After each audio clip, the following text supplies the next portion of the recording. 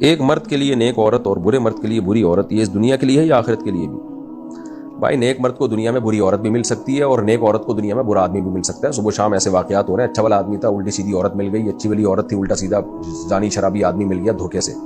یہ جو قرآن کی آیت ہے نا، الخبیثات للخبیثین والخبیثون للخبیثات والطیبات للطیبین والطیبون للطیبات، سورہ نور کی جو آیتیں ہیں کہ پاکیزہ مرد پاکیزہ عورتوں کے لیے، پاکیزہ عورتیں پاکیزہ مردوں کے لیے، خبیث مرد خبیث عورتوں کے لیے، خبیث عورتیں خبیث مردوں کے لیے. تو اس کا مطلب یہ نہیں ہے کہ خبیث مرد کی شادی پاکیزہ عورت سے ہو ہی نہیں سکتی، دھوکے سے سب کچھ ہو سکتا ہے. اس کا مطلب یہ ہے کہ جو ناپاک مرد ہوتے ہیں ان کو ناپاک عورتوں میں ہی دلچسپی ہوتی ہے زیادہ تر، بے دین لوگوں کو بے دین عورتوں میں دلچسپی ہوتی ہے، اور اسی طرح جو فحش عورتیں ہوتی ہیں ان کو فحش مردوں میں دلچسپی ہوتی ہے. تو یہ دلچسپی کی بات ہے کہ جو پاک مرد ہیں وہ پاک عورتوں میں دلچسپی لیتے ہیں، اور پاک عورتیں پاک مردوں میں دلچسپی لیتی ہیں.